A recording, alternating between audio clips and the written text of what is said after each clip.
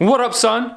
You'll notice that I have my hood up, and that's because it's like minus 37 degrees outside right now, Celsius, which is pretty close to Fahrenheit, I believe. But it's really hard to get outside because my garage heater, on a good day, has a hard time keeping up. So we'll see what we can get did today. We have one new member for the channel. His name is Joey Perry, so shout out to you. Also, huge shout out to Matt P. We put out a call out for help because my stupid ass fried an ECU, and Matt was like, hey, I got one for you. Yeah. Kind of tastes like American hamburgers. Also, what's up with you Americas not liking bacon? Kent and I went to the Americas and we went to McDonald's and we were like, hey, can we get bacon and egg McMuffins? Or like, so an egg McMuffin and we'll add bacon? Like it wasn't a thing on the menu already? What? Son, look at it. So we're gonna keep this. We did get a Holly ECU. Also, Holly was like, hey, we're a big company, but we're not gonna sponsor you because good luck. But we like your channel. So that was kind of sad. I doubt this is gonna be the last LS build we do, so yeah. We also bought a cheap riv nut tool because those can be handy. So that's Amazon special. And then we got a coolant temp sensor, an intake air temp sensor, and also a 3-bar map sensor that my cat kind of ate already.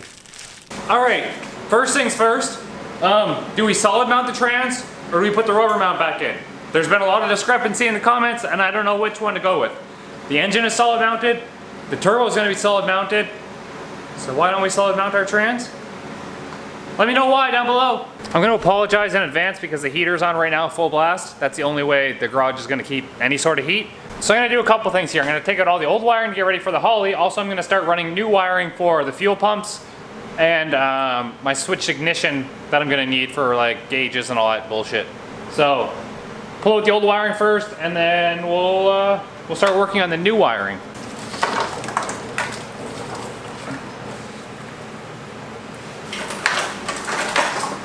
Now I'm gonna end up keeping all this stuff and let's like not consider it a loss because I mean, we did get a little bit of skills out of this. However, next time I plan to do this, I want to build my own harness, and this won't be the last LS build on the channel. I promise you. Unless YouTube dies or something, then I guess maybe. But I don't see YouTube going anywhere anytime soon. Oh, sorry, the garage is way too damn cold, so I'm gonna start the car. I'm gonna do some picking up things that I need to pick up. I need like P-clamps and bolts and stuff, so we're gonna do that instead. Watch this.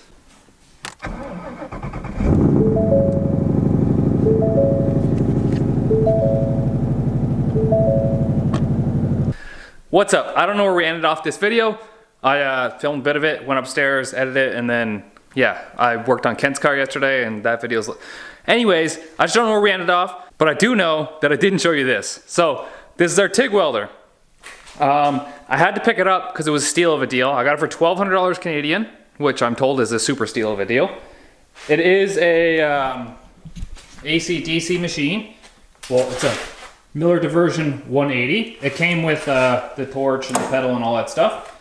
I don't have a tank for it currently. This is my MIG welding tank, so it's actually a mix. It's argon and CO2. I was just using it to play around.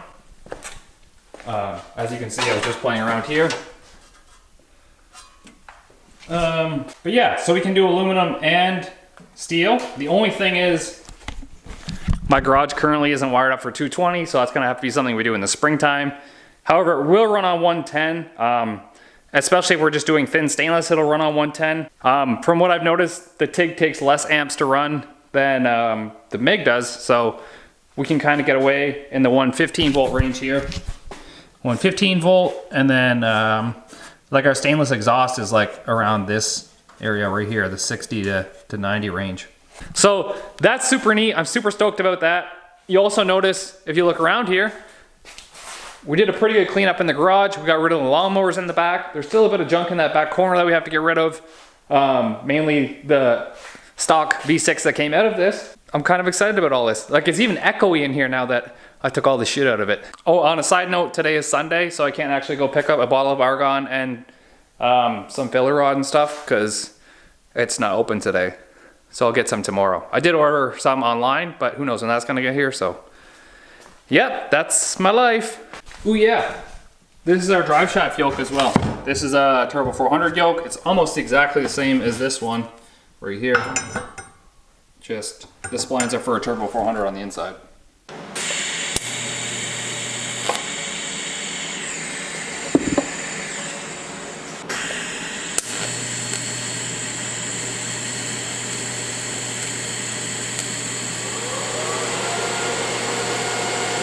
I couldn't resist just playing around with it. So it's like an argon CO2 mix. I'm just using some old shitty MIG wire as filler metal. And then, yeah, my tungsten, I keep dipping it, so. I was just playing around. Okay, sorry about that. Let's get back to this. So I bought some bolts and nuts. We're gonna bolt the steering rack in, and that's where I'm gonna start right now. So it's right here, and we had to buy aftermarket bolts for it that don't actually fit. God damn it. It'd be close. So I'm not warmed up in the day enough to complete any big tasks. So I'm completing a lot of little tasks like bolting in the rack. And then I just tucked up, well, I'm tucking these harnesses up in the back of the wheel well so they're not in the front here still. I'm gonna clamp these up as well. So if we can get our drill in here, it's gonna be a perfect opportunity to use our rib nut tool.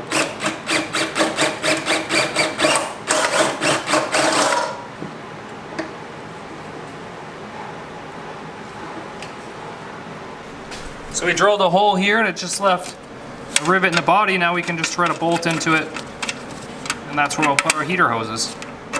Alrighty then, we have our little heater hoses pinned up. What I'm gonna do is I'm gonna put this transmission mount in for now. So the transmission's sitting where it needs to be, and then we're gonna figure out how we're gonna brace this turbo. So we'll pull the turbo off, try and brace the manifold. That way we don't crack everything the first time we start it up, which we already did.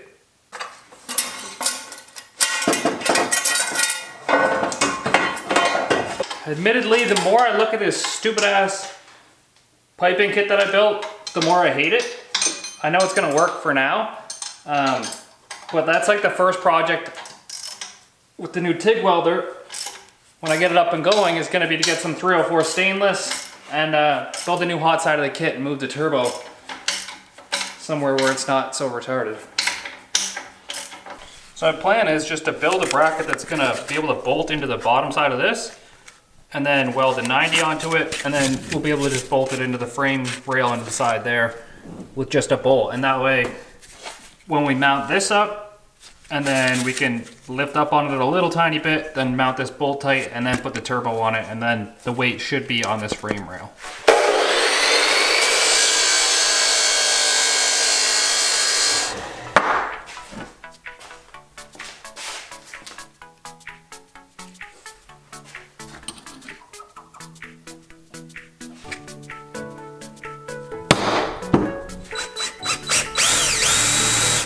Plus, someone told me if I like mount my bench vise, they're gonna unsubscribe, so I guess we can't mount it then. We're just gonna have to keep using it like this. I'll have to get a second bench vise that I can mount. That'll be the plan. We're just drilling some holes first. Yep, that didn't go as planned. I need a drill press.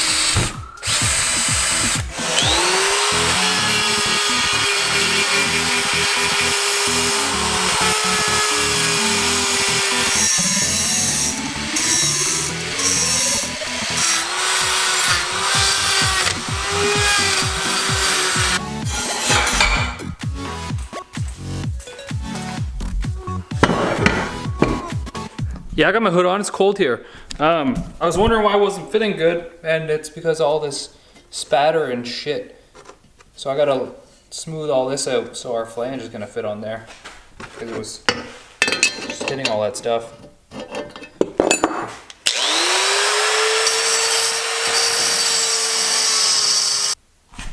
Now we should be able to just bolt this piece on here. So here's what we've got. This is our plate that's bolted to our bracket here. We're gonna weld this little groove right there, and then that just bolts to the frame. So there is a little bit of slop in these holes. Like the holes are a bit bigger than the bolts are. That way, if anything moves a little bit when we assemble it, we can just move this plate in and out a little bit and it'll still be able to hold it up. So that's our solution to a problem. Hopefully it works. Oh, I didn't have the gas on. Oopsie daisy. I didn't have the gas on the welder. That was my bad. That's why it welded like poop.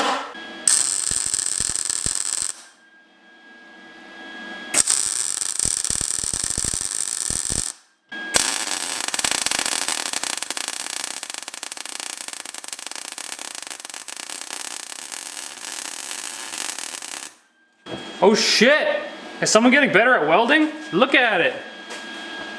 Damn! Somebody's getting better at welding a little bit maybe.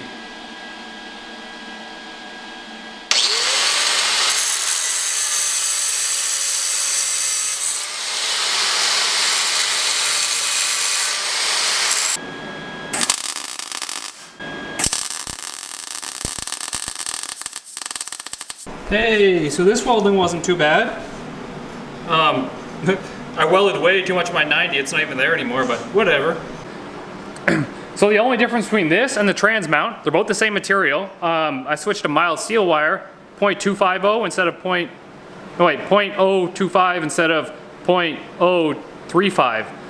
And I didn't know this, but apparently with a smaller filler wire, you can actually weld thicker metals. So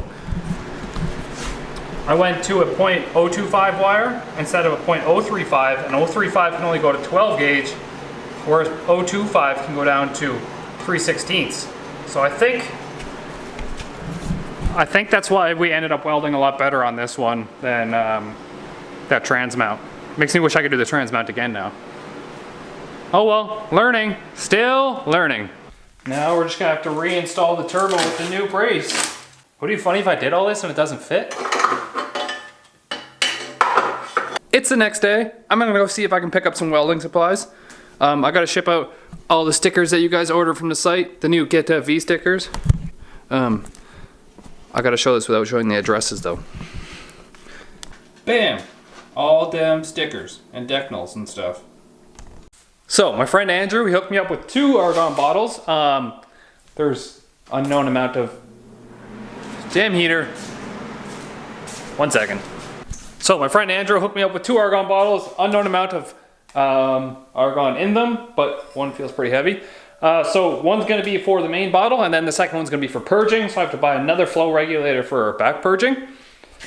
And then he did give me some Coyote header flanges here too, and then some merge collectors and some pipe to play around with. So, and then I also bought some cheap gas lenses for the torch, and some more collets and stuff, and a deburring tool. So we have that, and then I bought some like grinding discs and floppy discs and stuff. They were on sale, but we're getting everything that we need to get set up. Now I have on order, because nowhere in town stocked it, I have a bunch of different filler rods coming and some tungstens. So just blue tungsten, and then I got it in 3/16 and 1/16, and then I got the filler rods to match in mild steel, stainless, and aluminum. I'm getting excited to play around with this welder.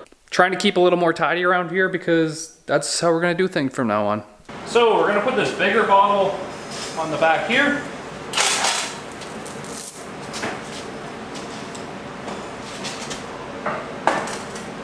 I haven't been out here much, and I'm sorry that this video is probably a little bit short. The unfortunate thing is it's like -30 here every day for the last couple days. And with my small garage heater, it's on all the time, and it's still really cold in here, so my feet start freezing up. I don't want to lay down underneath the car, and there's a lot of things to do under the car, so it's just kind of like a shitty situation all over. However, we're supposed to get mild again coming up soon, so we'll be back to a little bit longer videos after that.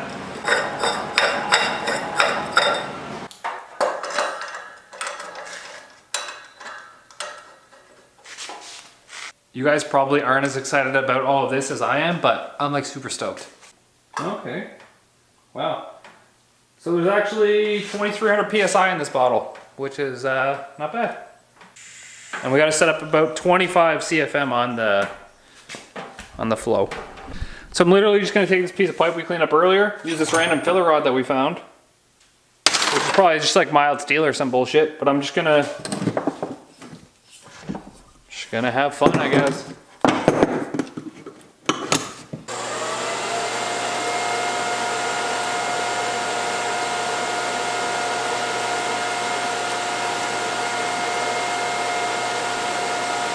This is my random ass weld with unknown filler rod and bad tungsten.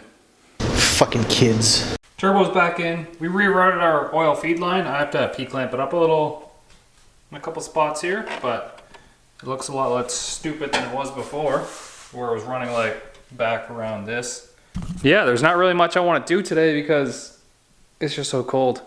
Yeah, the main thing here was just to tell you guys that I got a new welder. So that's super awesome. That's gonna be super fun, super cool thing to learn, because anytime that I need fab work done on anything, I have to drive like 6 hours away to get it done. And that's just super expensive. Just to make the trip down there with a car trailer costs us like $400 there and back, because it's like a wind sale on fuel. Tomorrow, I think I'm gonna come out. I'll crank the heat overnight, see if we can get a little bit of heat in here. Tomorrow I'll come out and I'll pull the fuel tank for sure. Yeah, we'll get our pumps and our fuel system started. I'll get the relay board started. I did buy some cheap stuff here. Just like a piece of sheet metal, but it's pretty thick. So I'll be able to build a relay board on top of that. Just some wiring stuff to build, to wire up relays. This is for our pump, because you have to actually epoxy the connections in it, which is super weird. We got a Ling Long eBay fuel filter with a bunch of AN fittings for it. And yeah. So, sorry for the short episode, guys, but that's my life. That's what I'm best at. So just keep sticking around, I promise. We'll get it done. Today is the 20th. I said I would have this done by February 14th. So really, we're only waiting on the converter and the ECU, and then we can just pound out a whole bunch of work real fast and have it going. Most of it's already ready to run. We're just waiting for the little things to come in the mail. And because we live in Canada, it's always like 7 to 10 business days to get things. So we ordered the ECU last week. So yeah, we're just kind of waiting on it to get here. In the meantime, I'm gonna go to the gym here now and peace easy, get that V.